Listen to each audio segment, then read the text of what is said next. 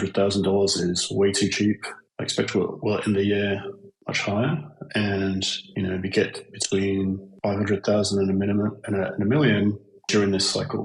사토시 나카모토는 누구인가? 이 미스터리에 항상 빠지지 않고 거론되는 실제 사토시 나카모토 본인으로 가장 높은 합리적 의심을 받는 인물, 바로 아담 백입니다. 그는 사토시 나카모토로부터 비트코인 창시 제안을 받은 4사람들 가운데서도 비트코인 기술의 원천인 암호화 그 자체를 기획하고 개발해낸 인물입니다. 또한 사토시의 비트코인 백서를 가장 먼저 수령한 인물로도 알려져 있죠. 지금도 블록스트림의 CEO로서 비트코인 생태계를 실질적으로 이끌고 있는 핵심 인물이 바로 아담 백입니다. 우리가 비트코인으로부터 알게 된 해시캐시나 POW, 작업증명 등이 모두 이 한 사람의 작품입니다. 초기 비트코인 커뮤니티로부터 지금까지도 그는 누구보다 비트코인에 깊이 개입해 있고 비트코인의 철학은 물론 기술적 방향성 그리고 향후 비트코인이 도달할 위치까지 가장 정확하게 꿰뚫는 사람으로 평가받고 있습니다. 그가 오랜 침묵 끝에 최근 드디어 입을 열었습니다. 비트코인의 4년주기 신화 그리고 수익률 감소 이론, 이러한 내용을 정면으로 부정하면서 말이죠. 이 폭탄 발언으로부터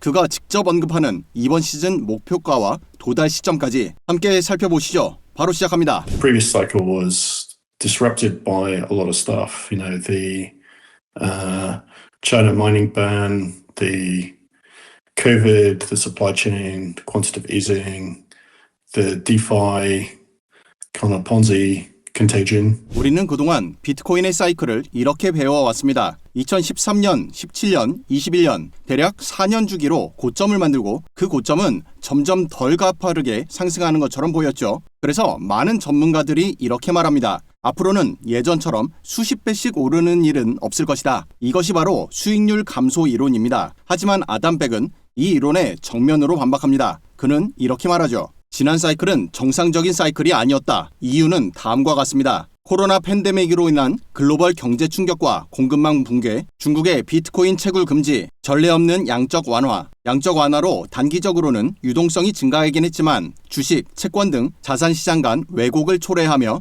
비트코인으로의 자금 유입을 분산시키는 결과를 낳았다는 이유입니다. 그리고 무엇보다도 FTX와 같은 거대한 사기, 이 모든 것이 지난 사이클의 구조를 뒤틀어 놓았다는 거예요. 단순히 가격만 보고 수익률이 줄었다 하고 말해서는 안 되는 이유죠. 그래서 그는 지난 사이클은 예외적이었다고 단언합니다. 정상적인 시장 흐름이 아니었다는 뜻이죠. 그리고 그의 이번 발언 가운데 가장 흥미로웠던 부분이 바로 여기인데요. Technology goes through S-curve adoption sort of pattern, right? Where there's early adopters, it's growing slowly, and at some point you get a kind of network effect where it grows more quickly. 신기술의 시장 채택 모델을 비트코인 가격 상승 근거로 보는 새로운 접근입니다. 먼저 그의 발언에서 S커브란 무엇일까요? 기술이 시장에 채택되는 과정을 그래프로 그리면 S자 형태를 띠게 됩니다. 그 구간을 다음과 같이 5개로 나누는데요. 1단계는 혁신가, 2단계는 초기 수용자, 3단계는 초기 다수층, 4단계는 후기 다수층, 5단계는 일반화입니다. 비트코인은 아직도 2단계 초기 수용자에서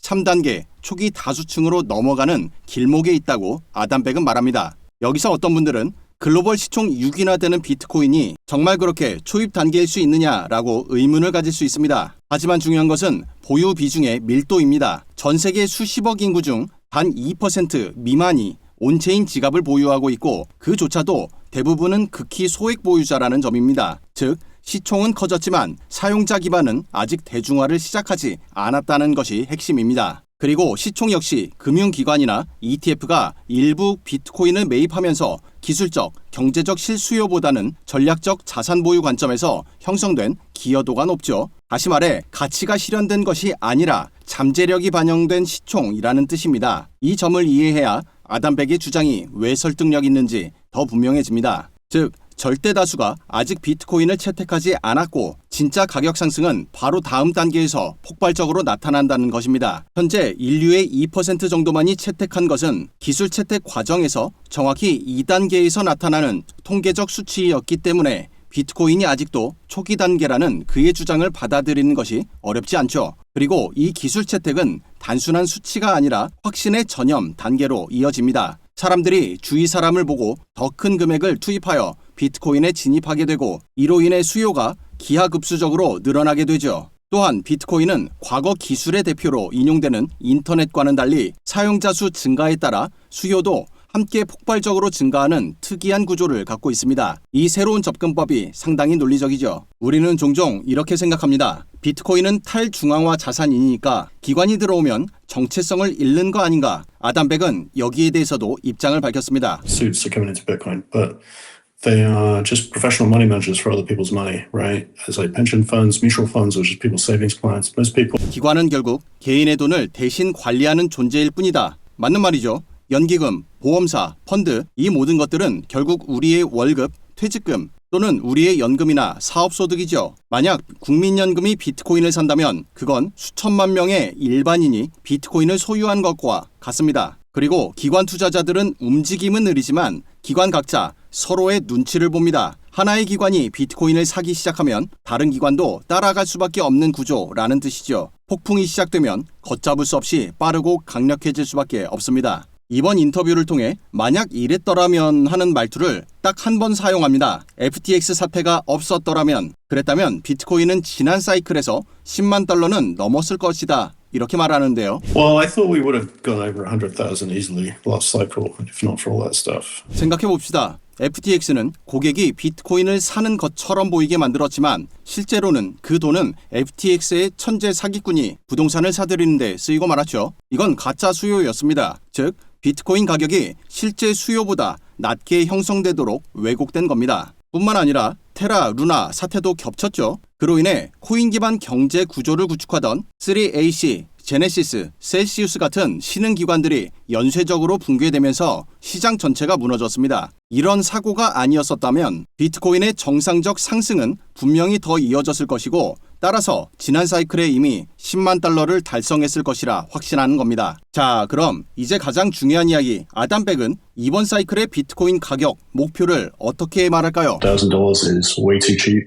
I expect we'll end the year much higher, and we get between 500,000 and a minimum and a million during this cycle. 현재 비트코인은 이미 100K를 돌파했죠. 이는 아담백의 사이클 초기 가격 전망이 이미 실현되고 있다는 강력한 신호이자 그가 제시한 500K, 심지어는 자릿수 단위를 바꾸어 100만 달러 전망이 단지 허상이 아니라는 근거이기도 합니다. 그는 비트코인 개발자답게 허황된 주장을 남발한 것이 아니죠. 시장 수요에 대해 다음과 같은 근거를 제시하는데요. 첫째, 비트코인 ETF를 통한 매수량이 하루 채굴량의 2배를 넘어섰습니다. 기관 수요가 공급의 2배수로 집계되었죠. 둘째, 마이크로 스트레치즈 같은 기업들은 장기 보유 목적으로 계속 매수하고 있으며 코인을 직접 결제 수단 또는 유틸리티나 서비스로 사용하려는 기업들 역시 장기 보유 목적의 매수자들로 몰리고 있어요. 그리고 셋째, 우리들 소액 투자자들도 이러한 흐름에 따라 매수 우위를 점하게 되었죠. 온체인 데이터 호들웨이브에서는 1년 이상 움직이지 않은, 즉 최소 1년 이상의 비트코인 장기 보유자들 수를 확인할 수 있습니다. 검정색이 비트코인 가격, 주황색이 장기 보유자 수입니다. 과거 기록을 보면 가격이 고점을 형성해 갈수록 장기 보유자들이 수익 실현하며 수치가 낮아지는 걸 볼 수 있어요. 그런데 지금의 가격 상승에서는 수치 하락의 속도가 전에 없이 느리죠. 이건 그럴 수밖에 없는 구조입니다. 앞서 설명드린 기관 수요 증가로 장기 보유 지갑 수가 개인 매도 지갑을 압도하기 때문이죠. 공급은 줄어들고 수요는 사상 최대치. 이건 가격이 오를 수밖에 없는 구조인 것이에요. 그리고 만약 미국에 이어 다른 국가가 비트코인을 전략자산으로 지정하고 매수에 나선다면 앞서 기관이 서로 눈치 보는 것과 같이 다른 국가도 따라올 수밖에 없습니다. 그렇게 되면 그 누구도 예측할 수 없는 신고점, 신세계에 도달하게 됩니다. 그리고 지금 상황에서 우리가 현실적으로 예측해 볼 수 있는 중요한 가격 수준이 바로 위에 있죠. 200K입니다. 현재 비트코인은 이미 100K를 돌파한 상태이며 이는 사이클 상승 중반이 본격화되었다는 신호로도 해석됩니다. I think we're certainly in the early stages of a bull market at this point. Typically the bull market cycle lasts for a certain period after the halving. 아담백이 말하듯 ETF 유입과 기관의 전략적 매수 그리고 개인 투자자들의 꾸준한 매수가 이어진다면 200K 도달은 단순한 기대가 아니라 시간 문제일 수 있습니다. 사실 아담백은 200K를 그냥 확정 수치로 보고 있더라고요. 그의 전망은 이래요. 보수적으로는 2025년 연말, 중립적 예측으로는 10월에서 11월, 공격적 시나리오에서는 이르면 올 여름 8월에도 200K 도달하게 된다고 설명합니다. 어쩌면 지금 우리는 역사적 전환점 한가운데 서 있는지도 모르죠. 아담백은 이렇게 말합니다. 지금 이 시점 수많은 사람들이 비트코인을 여전히 의심하고 있을 때 그 안에서 진실을 보는 사람들은 움직이고 있습니다. 여러분들은 어떤 선택을 하시겠습니까? 구독과 좋아요를 누르는 진실한 선택이 어쩌면 우리들 인생의 전환점이 될지도 모르겠네요.